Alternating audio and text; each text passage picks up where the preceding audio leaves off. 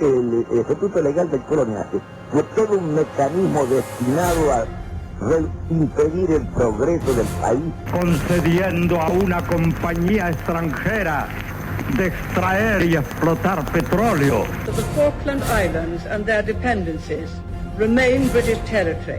Si quieren venir, que vengan. Esta epopeya que tenemos delante la van a escribir las masas progresistas. En Ushuaia, capital de las Islas Malvinas, capital de la Tierra del Fuego, Antártida e islas del Atlántico Sur. No es por parte del Reino Unido un ejercicio de soberanía, es un ejercicio de colonialismo.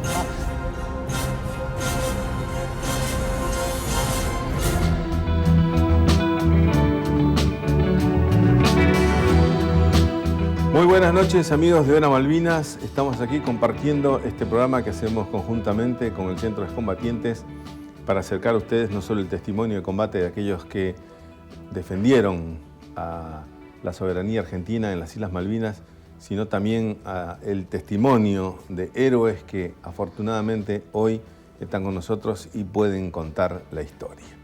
De todas maneras, nosotros seguimos con esta batalla que ya no se realiza, como decimos siempre, con armamento, sino con los medios y con la palabra, y sobre todo con la intención, y como es la intención hoy también a través de la diplomacia. Para eso, en los programas invitamos a excombatientes de acá de Ushuaia que acercan su testimonio de combate y también la actividad que realizaron en el conflicto. Por eso quiero saludar muy afectuosamente a quien hoy está con nosotros, su oficial segundo, Rubén Darío Martínez. Muy buenas noches, ¿cómo le va?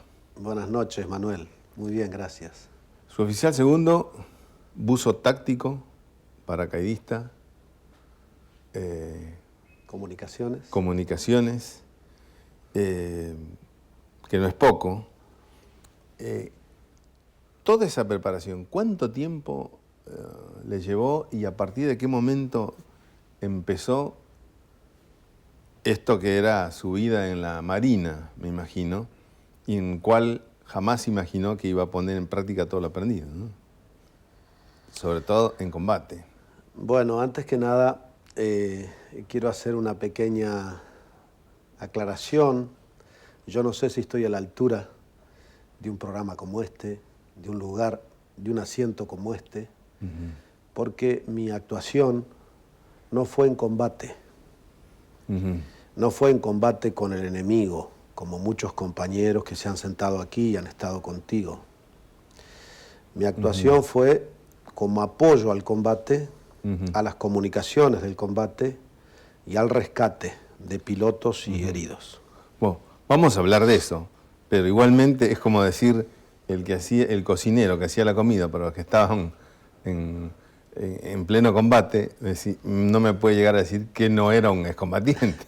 Lo que pasa es que para nosotros la palabra héroes es una palabra sagrada que la reservamos para los inmortales de Malvinas, para los que quedaron en las aguas y en la tierra malvinera. Bueno, de alguna forma vamos a adelantar también esta charla que se está viniendo de a poco y cada vez más con el tema de Malvinas, y que espero poder compartirla con vos después de tu relato. El tema es, ¿qué pasa con Malvinas cuando tendría que haber sido un hito en la creación de la nueva identidad de la Argentina a través de la creación de, en realidad, de nuevos héroes? Sí, no sé si estoy preparado. Que servirían como ejemplo para la nueva Argentina. Es curioso que la historia, o quien está escribiendo la historia en este momento, no está rescatando héroes del conflicto de Malvinas, ¿no? No sé si estoy preparado para responderte una pregunta tan especial, ¿no? La identidad de los argentinos después de Malvinas cambió, pero también cambiaron las mentiras. Antes de la guerra nos envolvieron en mentiras. No solamente los extranjeros que pretendían confundirnos, sino nuestras propias Fuerzas Armadas. Dentro de nuestro núcleo de las Fuerzas Armadas nos envolvieron en mentiras. Ocultar la verdad también es una mentira. Exacto. Posterior a Malvinas, las mentiras siguieron.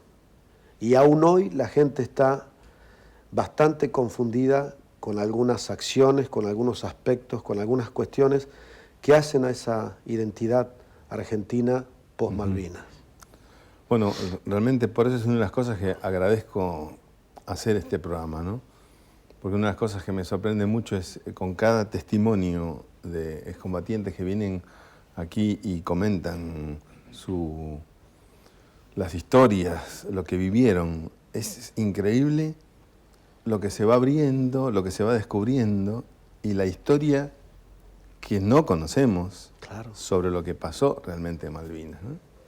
Claro. Y encima los actos heroicos que serían, que en otro momento ya tendrían un monumento y que en este momento están en el olvido, ¿no? Es sabido que cuando un gobierno está desestabilizado, casi siempre económicamente, no solo aquí, sino en las grandes potencias lo vemos, necesita héroes. Inmediatamente necesita un enemigo primero, sí, para después cosechar héroes.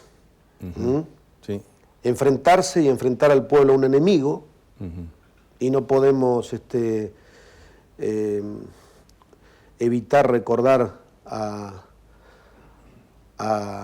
Idi Amin Dada. Sí, el famoso dictador ugandés. Después, ¿quién le siguió? El otro que lo colgaron, o que dijeron que lo habían colgado. Después, Osama Bin Laden.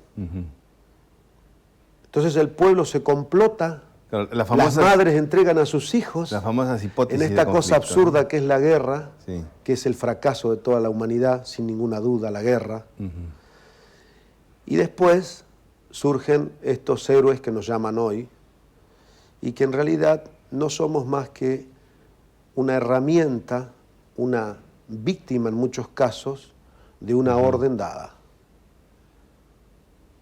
Claro, que nunca se sabe a favor de quién. ¿Y a favor de quién? Claro. Exacto. Finalmente, ¿a favor de quién? Bueno, estamos empezando por el final, Martínez. Bueno, en lo que nos queda de este bloque, rápidamente, haga un breve resumen de... Bueno, yo entré a la Marina apenas ¿Cómo estaba preparado? ¿Cómo estaba preparado cuando llegó el 2 de abril? Apenas cumplido los 16 años. Ajá. Me especialicé en comunicaciones por orientación de suboficiales amigos e instructores que me indicaron que por los test que me hacían era bueno que esté en la parte de comunicaciones. Así que bueno, en aquella época Morse, teletipo, telegrafía, telefonía eran las comunicaciones. AM, modulación en amplitud, FM, que es lo que hacemos ahora, UHF y VHF. Ultra alta frecuencia, muy alta frecuencia. Eso es, digamos, canales de comunicaciones, donde van las comunicaciones y donde uno se especializa. Para llegar a eso, primero tuvo que ser buzo táctico de paracaidista. No. Primero fue eso, una cuestión absolutamente técnica. Yo elegí venir a Ushuaia porque era el destino más atractivo. A la Antártida no podía, tenía que estar operado de apéndices. Y entonces me concedieron eso porque egresé bien en el curso, egresé número 1 en el curso. Entonces me concedieron el traslado a Ushuaia. Llegué a Ushuaia a los 16 años. Y aquí empecé a amar esta tierra, 17 años. Sí. ¿Qué año sería? Y entré 67. Y entré en el 68 a la central de operaciones, donde le hacíamos escucha a nuestros hermanos chilenos. Ese fue mi primera tarea. 67 cuando acá eran 5.000, 6.000 habitantes. Menos, 3.000. 3.000. Donde escuchábamos por auriculares las 8 horas de guardia a nuestros hermanos chilenos y anotábamos todo lo que podíamos. Así como ellos nos cuando escuchaban pasaban por a nosotros, Espíritu digamos. Santo, era un juego que actualmente se hace, ¿no? Y hoy pero llegaron a detectar, bueno, pero no era tan así, porque en esa época ya se venía el conflicto con Chile. O No, ahí... 67, 68 estábamos muy hermanados, pero nos vigilábamos mutuamente. Todo el tiempo. Ni se vislumbraba el posible conflicto. No, para nada. 68, 69, me acuerdo bien un tal Padilla, un comandante muy apreciado, muy querido, un gordo que tocaba la guitarra, su esposa tocaba el arpa, y íbamos a Puerto William a pasear. Y traíamos sus oficiales para acá. Y nosotros íbamos con oficiales y suboficiales y familias para allá, comíamos cordero, era una época maravillosa. Después tuve un accidente en el lago Fañano, me rompí un brazo, en fin, un problema que tuve, me trasladaron y en Marina perdés el destino cuando pasan X cantidad de meses. Pasás a Junta Médica y perdí el destino. Así que eso hizo que me inclinara por otras especialidades. Y me gustó el buceo. Tuve la ocasión de dar una vuelta al mundo. Acá traigo un pequeño testimonio que es un cuadrito que te entrega el rey Neptuno y te pone un nombre. El rey Neptuno a mí me puso Bagre. En la línea del Ecuador te bautizan. El Bagre del Pacífico. y a partir de ahí... Ese es un cuadrito que es el que en realidad certifica que se ha cruzado la línea ecuatorial, ¿no? Exacto. Y a partir de ahí me introduzco en lo que es el buceo, en las primeras, digamos, etapas de lo que era después un buzo táctico. Que es un buzo de combate directamente. Sí. Es un área, digamos, de fuerzas especiales que tiene varias especialidades. El buceo se divide en dos, el rana, el hombre rana, y el buceo de trabajo, que es el que suelda el barco, hace reparaciones, reflotamientos y trabajos de profundidad, lo que le llamaban antes buzo pesado. Hoy tiene otros nombres porque el traje son más livianos, no es tan pesado. Claro. Yo era buzo táctico, hombre rana. Aquí están mis patas. Estas son las malvineras. Que además esas son las que... Sí, estas fueron mis armas en Malvinas. En Malvinas estuvieron presentes. Yo me largaba del helicóptero vestido de goma. Bueno, me especialicé en buceo, después en paracaidismo y después me hice instructor de las dos cosas. Bien. Y de comunicaciones. Y estando como instructor, ¿es que llega el 2 de abril? ¿O no? En realidad, este conflicto empieza bastante antes del 2 de abril. Bueno, te pido entonces ahí hacer una pausa. Bueno, y después gusto. Seguimos charlando con Rubén Darío Martínez, su oficial segundo, quien estuvo sirviendo en la Marina en los momentos justamente del conflicto a bordo del portaaviones 25 de mayo y también en la escuadrilla de helicópteros antisubmarinos Siquín. Volvemos luego a la pausa.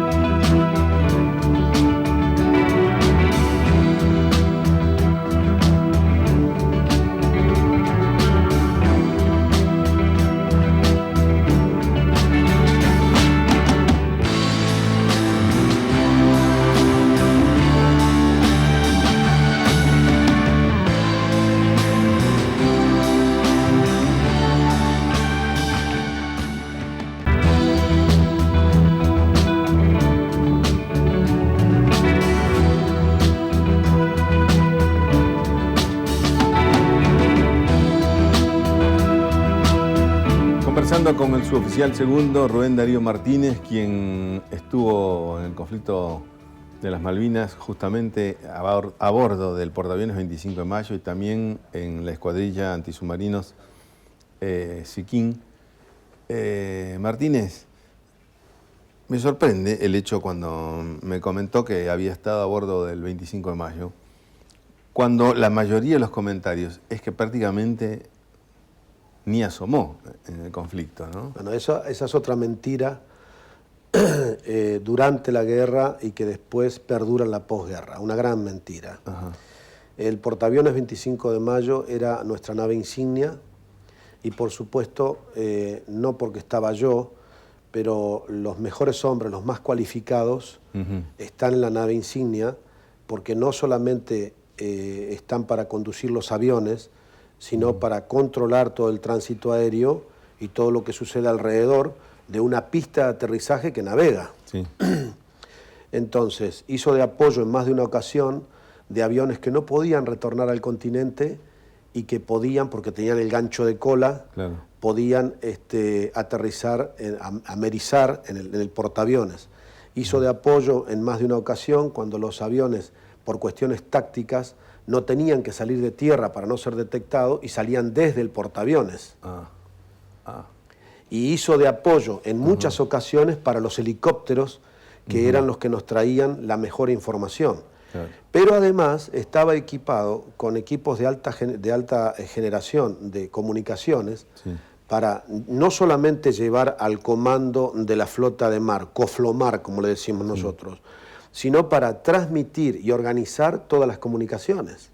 Ah, bueno. A mí me tocó parte de esa función porque además me especialicé en criptografía, Ajá. claves y todo ese tipo de cosas que se usan en la guerra para que el enemigo no detecte lo que uno está diciendo o lo que uno está transmitiendo. Claro.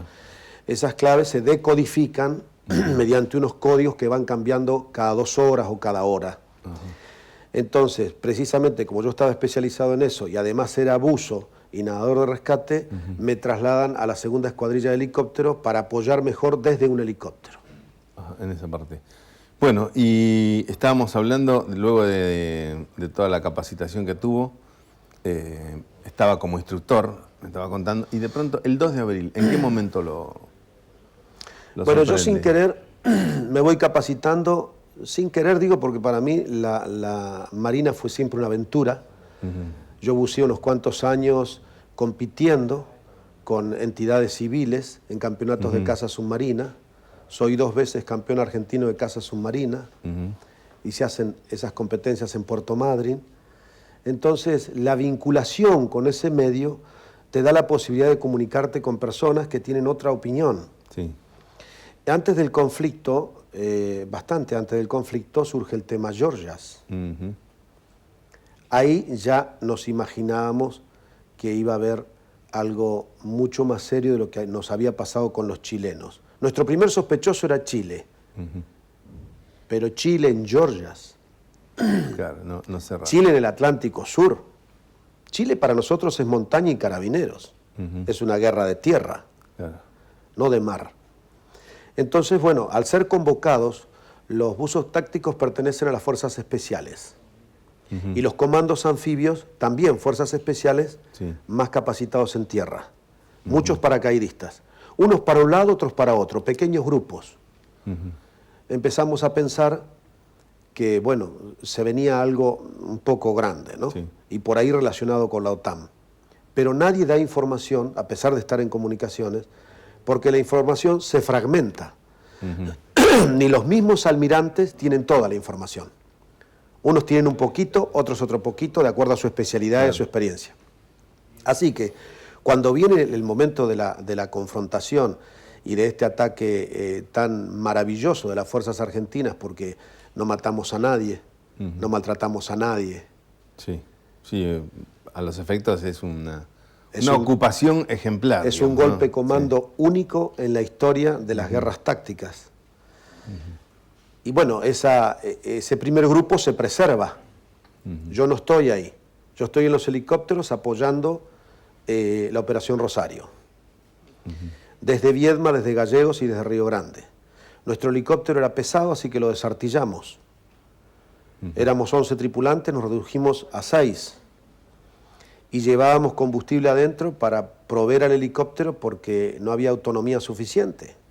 O sea que bombeábamos combustible. Pero ahí me está contando, Desde adentro. ya había pasado el 2 de abril. No, en pleno... Sí. En realidad el tema es cuando llegue el 2 de abril, en dónde estaba y qué era lo que estaba haciendo y cómo. Bueno, cómo a mí el 2 de enfrentan abril ese- me toma en el portaaviones. Porque era la nave que se destacó y estábamos en pleno conflicto. Nunca nos imaginamos, yo creo que ni las Fuerzas Armadas ni los civiles, que iban a venir tantos barcos.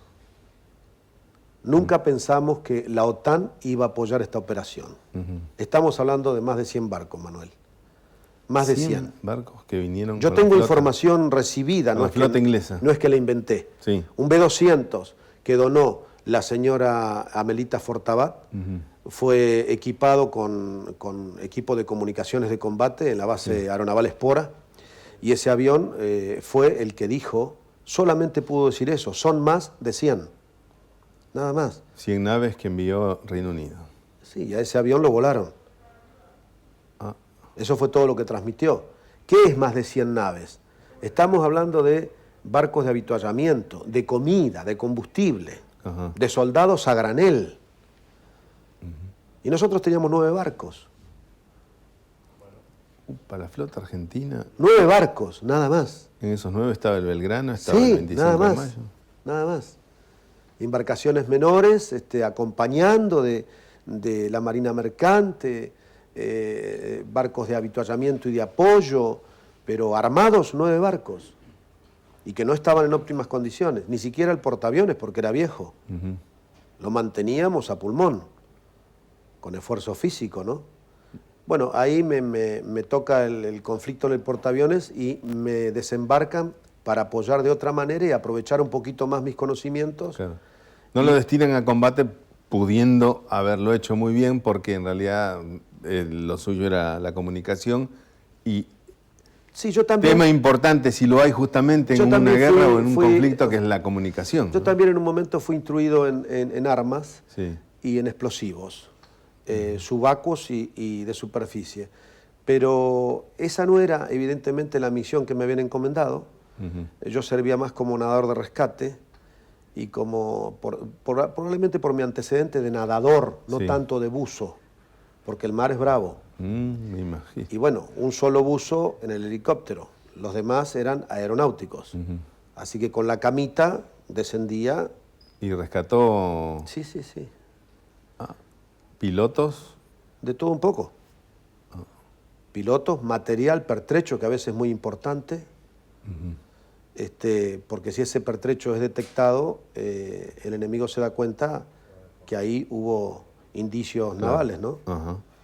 Y por supuesto después, posguerra, el traslado de heridos a los buques hospital.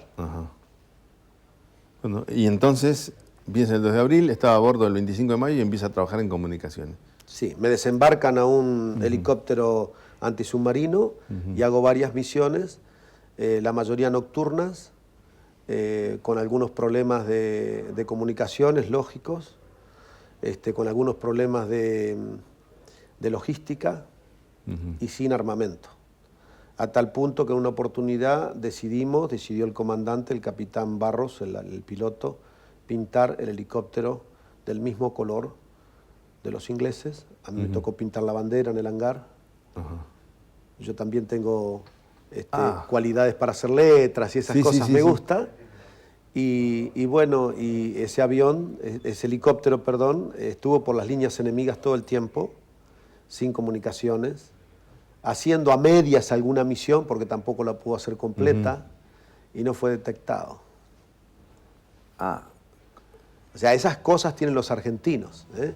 O sea que... Como aquel el capitán que hizo cañones con caños de plástico que encontró y despistó al enemigo no sé cuánto tiempo y no lo dejó desembarcar, ese tipo de cosas, ¿no?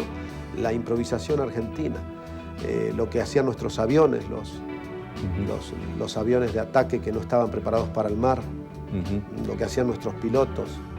Bueno, fue un trabajo de equipo muy grande. Nosotros somos solamente un puzzle en la guerra. Cada uno hace un poquito, pero tener una visión es muy difícil.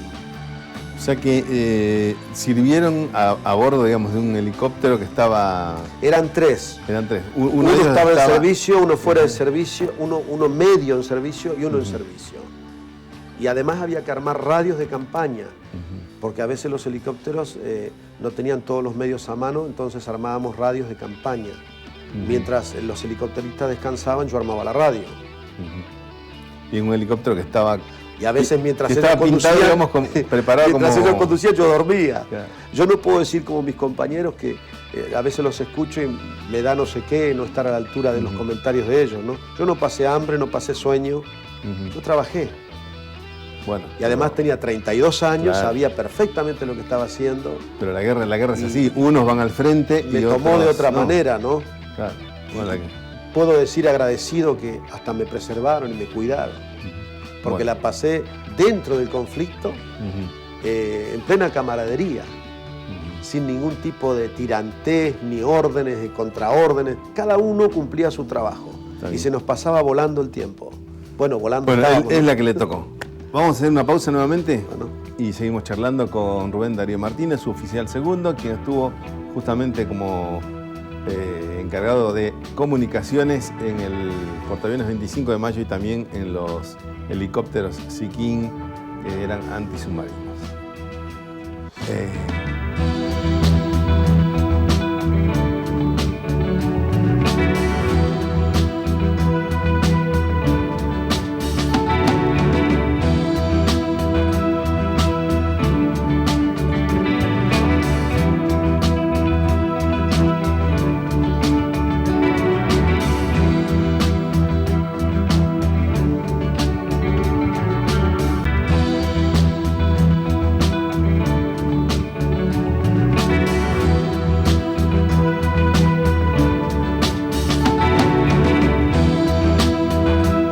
Bueno, continuamos la charla con el suboficial segundo Rubén Darío Martínez, excombatiente.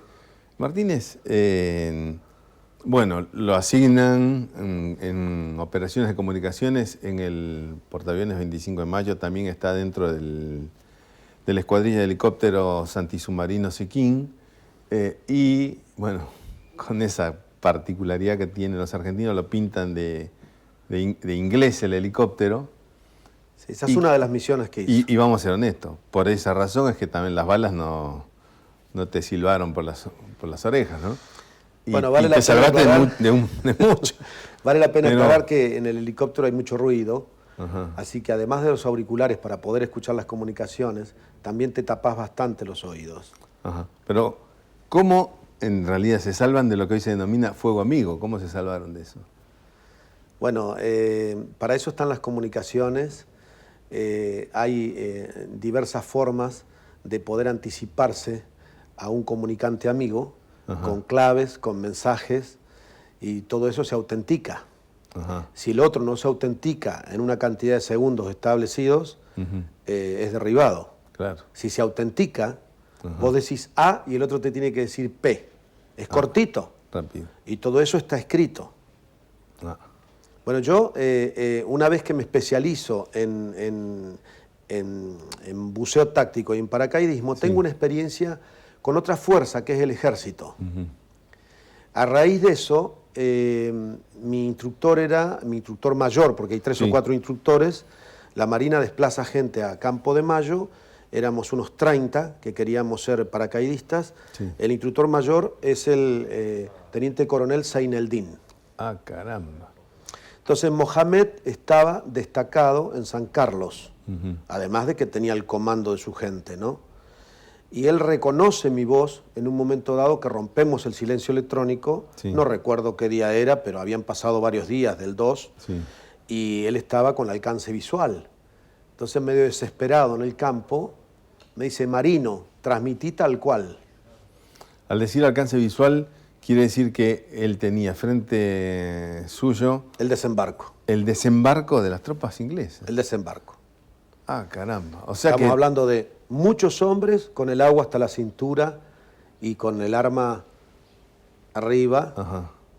Es un blanco, es un crimen de guerra, pero se hace, Claro, eran los ingleses que estaban desembarcando. desembarcando y Zaineldin los tenía a todos. De a 20, de a 40, de a 60, de a 100. O sea, Y podría él haber desesperado por radio. pidiendo orden para atacar. Claro. Y me En decía: ese caso- transmití tal cual. Y voy a decir una barbaridad, pero esto sucedió y es así, yo lo transmití. Ujú. ¿Dónde están los huevos de los que están en el continente?, me decía. Eso me decía por radio. Transmití tal cual, Marino, porque él me reconocía la voz y yo había sido alumno de él cuando fui paracaidista. O sea que si hubiera recibido la orden de atacar teniendo visual de los ingleses que estaban desembarcando en Ghost Green, podría haber tenido, se podría haber escrito otra historia. Acá hay un compañero que es Tarzán Sequeira, Ajá. que todavía es capitán de la Marina, Sí. que él fue primero en el curso y yo fui segundo Ajá. del mayor Mohamed Zaineldin. Entonces, cuando él transmitía eso y cuando decía eso, yo me imaginaba desde las comunicaciones, desde el aire, desde tierra, lo que estaba viviendo. Pero al mismo tiempo, también me ponía en situación del que le tenía que dar libertad para que haga fuego libre, alcance visual, con todo ese panorama de soldados con el agua a la cintura.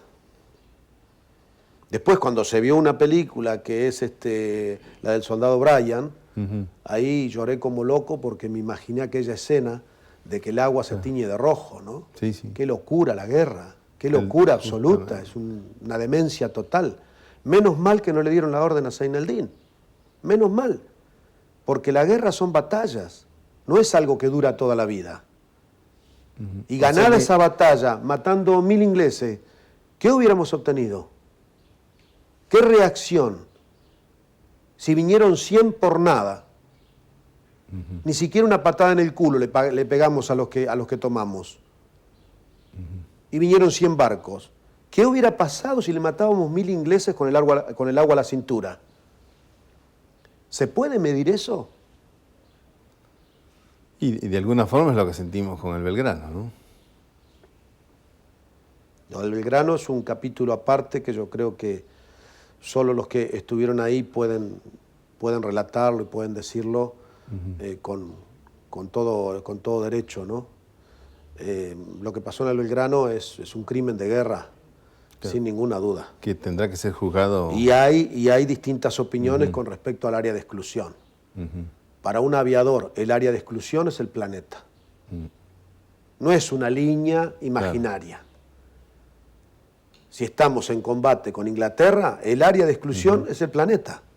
Por un lado o por el otro.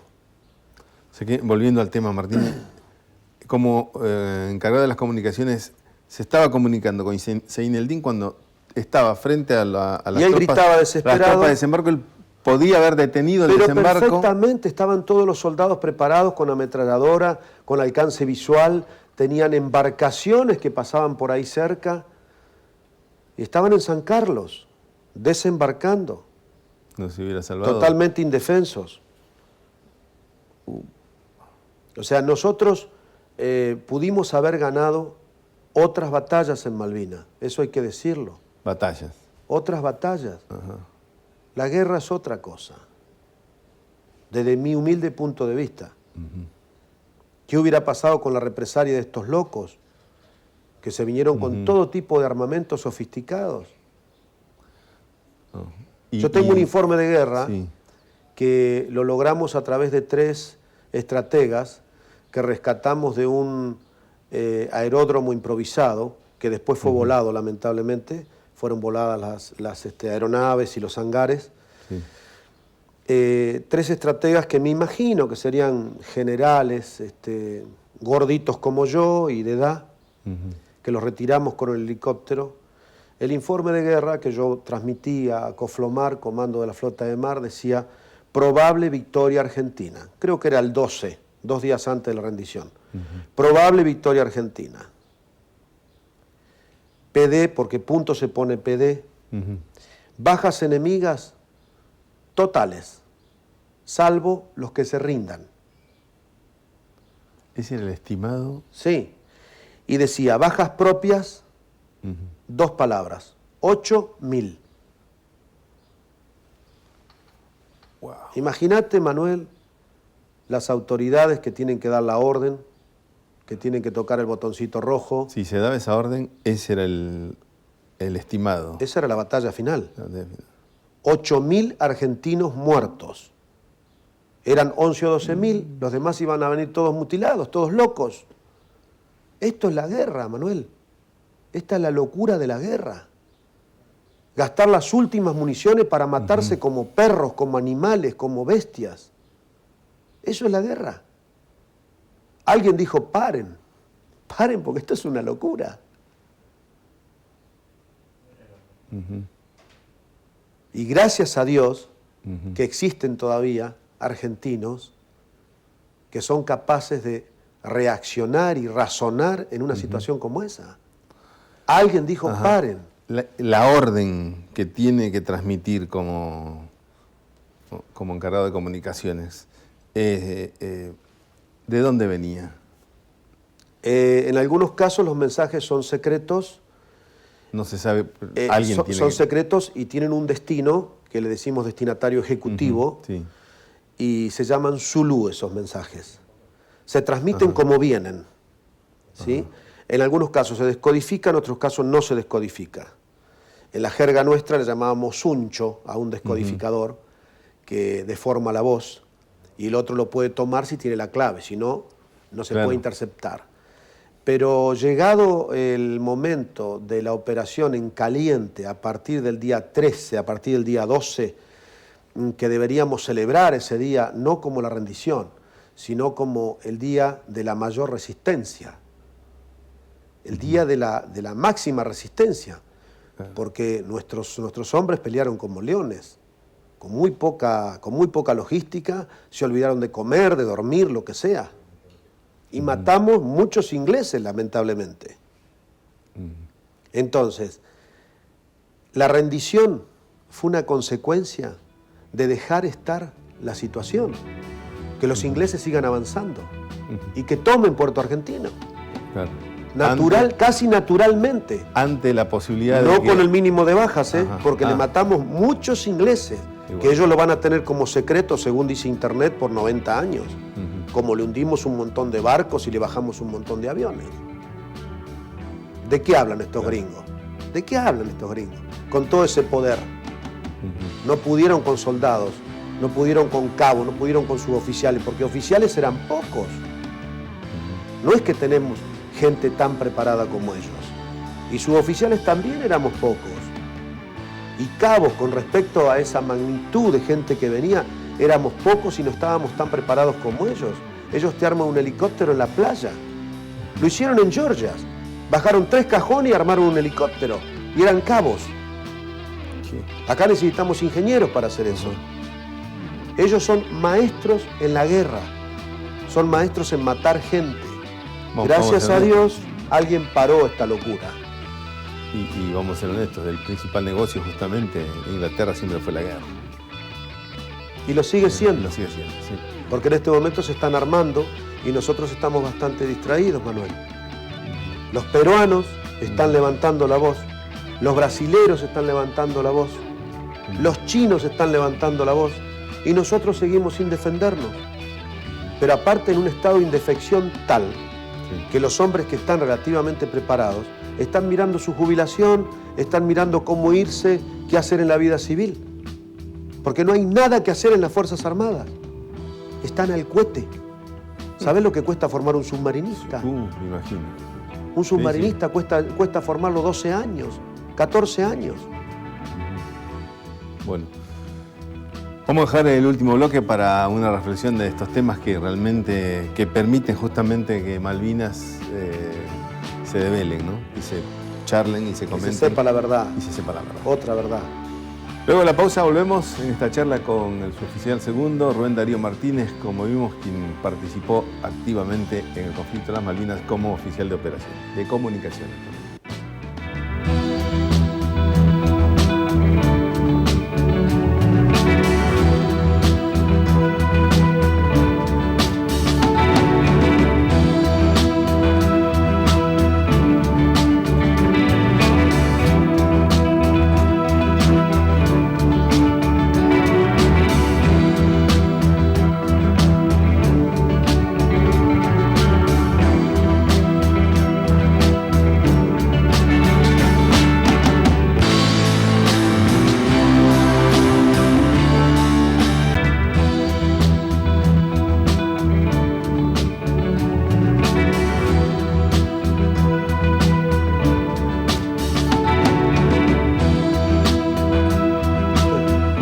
Bueno, último bloque con el suboficial segundo, Rubén Darío Martínez, quien participó como oficial de comunicaciones en el portaaviones 25 de mayo. Suboficial.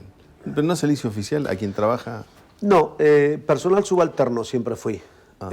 Quisieron en muchos casos, me invitaron varias veces para que me pase a oficial y jamás acepté eso porque yo consideraba que tiene que haber buenos suboficiales y yo era uno de ellos.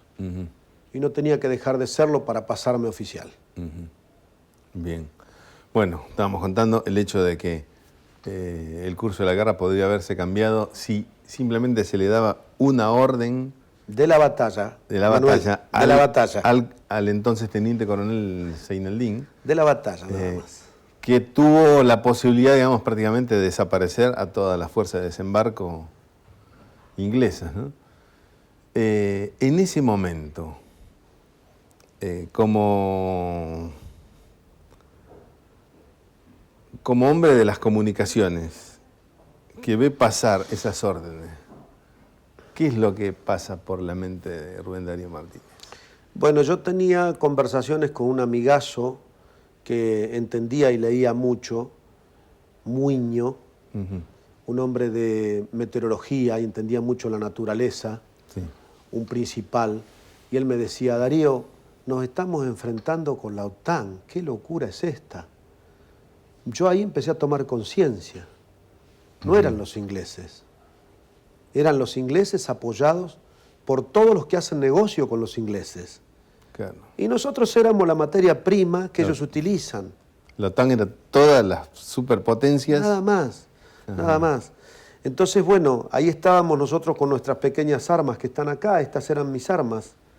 Unas patas de rana, una luneta. Yo he visitado hace muy poco, malvinizando, como le decimos nosotros, algunas provincias del noroeste, San Juan, Mendoza y San Luis. Allí nos entregaron este avioncito realizado por las manos de unos chicos que son malvineros. Que no han olvidado. Que no han olvidado y que además sus padres le han enseñado. Sus padres tampoco son malvineros. Tienen un programa que se llama Clamor de Gloria. Claro. Y como el papá es carpintero, entre todos hacen estos avioncitos, son 5 hermanitos, y a todos los veteranos que pasan por ahí, en Malargüe no hay veteranos. Es un paso fronterizo que usó San Martín. A todos los que pasan por ahí le obsequian esto, le invitan a comer, le hacen 1 o 2 programas de radio para después dejarlos grabados. Entonces estamos entendiendo que Malvinas no es un sentimiento que pertenece a los veteranos, es un sentimiento que pertenece a todo aquel que entienda que es una causa que tenemos que defender y colaborar. Y justamente hablando de eso, como excombatientes, ¿cómo ve este tema de la identidad argentina antes y después de Malvinas? ¿Qué pasó? ¿Hay un cambio, no hay un cambio? Bueno, yo voy a contarte una pequeña historia, porque el tiempo no nos da para más, una anécdota relacionada con un gran desmalvinizador, que me duele decirlo porque yo fui a la escuela a mi séptimo, en aquel momento era 6º grado y 1er año, con la hija de Raúl Alfonsín, con Marita, en Chascomús. Raúl Alfonsín tiene una historia poco conocida. Él entró al Colegio Militar de la Nación. En ese momento Arguindegui era su padrino del 2º año y Galtieri estaba en el 3er año. Cuando Galtieri, con honores, pasó a ser el aspirante mayor del 4º año, lo hizo echar a Alfonsín. Porque Alfonsín no tenía todas las actitudes para ser militar. Además era un chico de familia bien, un poco mimoso, un poco ñañoso, como le decimos nosotros en las Fuerzas Armadas, y le había tomado idea. Cuando pasan los años y Galtieri le entrega la presidencia a Alfonsín, y viene la democracia, ¿a quién pone de ministro de Defensa? A su padrino, Arguindegui. Este odio personal persiste. Cuando nosotros volvemos de Malvinas, por eso y por otras mentiras internacionales que Dios las sabrá explicar, yo no las sé explicar, el gran desmalvinizador es Alfonsín. Nos oculta, nos esconde. Nadie fue recibido, nadie fue premiado. Nadie fue ni siquiera invitado a que vea a su familia. Algunos le prohibieron salir de los cuarteles. Las mismas Fuerzas Armadas nos ocultaron. La misma Marina se encargó de ocultar a los marinos, la aeronáutica a los aviadores y colaboradores de las aeronaves, y el ejército a sus soldados y a sus hombres que fueron a pelear por la patria. Los ocultaron. A las mujeres, que son casi todas provincianas, le dieron pasaje para que se vayan a las provincias, a la familia, a su familia natal, con los chicos. Entonces, el hombre que venía del combate tenía un pasaje... Que tendría que haber sido recibido como un héroe. Nada, en absoluto. Las medallas estas nos las dieron no sé cuántos años después. Casos como yo me fui a España 7 años para olvidarme de toda esta cosa. Yo me fui a España 7 años para olvidarme de todo esto. Después retorné y bueno, hoy estoy aquí en esta tierra que amo tanto. Pero a muchos de nosotros les costó la vida. Hay más de 500 que se han suicidado por esta incomprensión. Tenemos un compañero, Beto Altieri, que es uno de los más heridos en combate. Pierna ortopédica, brazo ortopédico. Vino acá a ayudarnos en la ley Gaucho Rivero, a gritar un viva la patria en el recinto de la legislatura, cuando nuestros legisladores, nuestros queridos legisladores, aprobaron por unanimidad la ley. Beto Altieri, hace 16 años que trabaja en el PAMI. Nadie dice nada de esto. No hay jubilación para un herido en combate. ¿Sabes cuánto le pagan a un herido en combate? Lo mismo que cualquier discapacitado, 1.800 pesos, no le alcanza ni para los medicamentos. Beto Altieri tiene una discapacidad del 100%. Y no puede dejar de trabajar escuchando pavadas, porque para él son pavadas los que le van a decir en el PAMI, que le duele la cabeza, que tiene colitis, que tiene fiebre. Él atiende a toda esa gente. Hace 16 años. No se puede ir porque gana 5.000 pesos. Si se va, le van a pagar 1.800. Habiendo perdido un brazo y una pierna, sí. No tuvo ningún Y reconocimiento. además es presidente de los heridos en combate, que son más de 4.000, que tienen consecuencias gravísimas, que casi todos están separados y alejados de su familia, porque somos medios locos, porque tenemos sueños, porque tenemos visiones, porque tenemos el tema postraumático. Y como ese hay un montón de amigos que están sufriendo hoy, después de casi 30 años, la indiferencia, el ocultamiento, la desmalvinización, la mentira. Esto hay que empezarlo a decir de una vez por todas antes que nos muramos todos, porque ya nos estamos muriendo. ¿Cuándo lo vamos a decir? Y por ahí, después que se mueren, los hacen héroes. Vos me decís la identidad argentina post-Malvinas. La identidad argentina post-Malvinas es esta diversidad de cosas, esta cantidad de mentiras, que recién ahora las estamos aclarando un poco. Con la ley Gaucho Rivero, si logramos parar que estos piratas entren a los muelles patagónicos argentinos, vamos a tener una acción en época de paz importantísima, toda la Patagonia. Y también las tierras mineras que están ocupadas por los ingleses.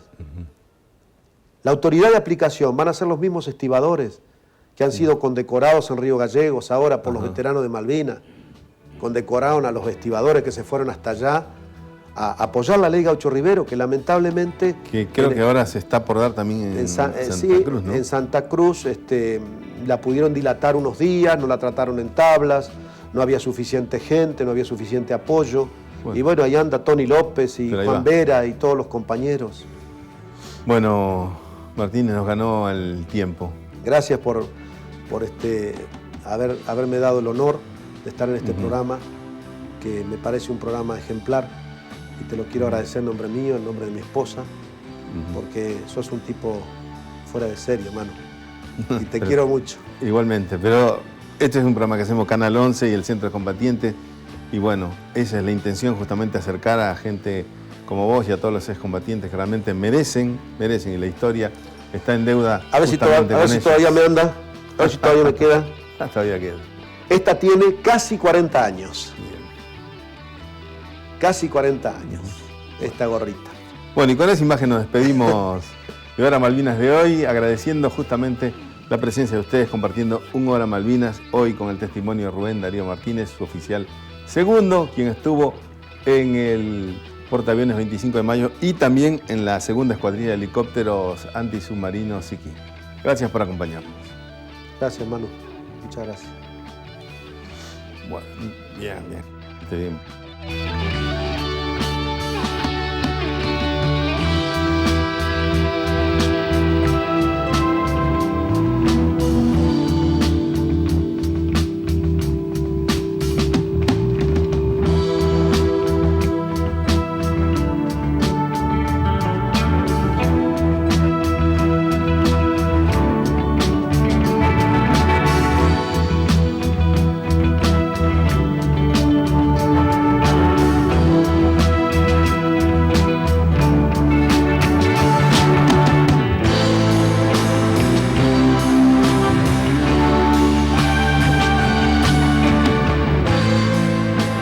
El Estatuto Legal del Coloniaje fue todo un mecanismo destinado a impedir el progreso del país, concediendo a una compañía extranjera de extraer y explotar petróleo. The Falkland Islands and their dependencies remain British territory.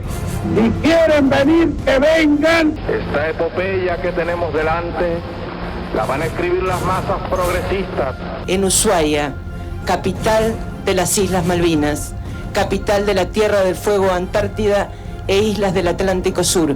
No es por parte del Reino Unido un ejercicio de soberanía, es un ejercicio de colonialismo.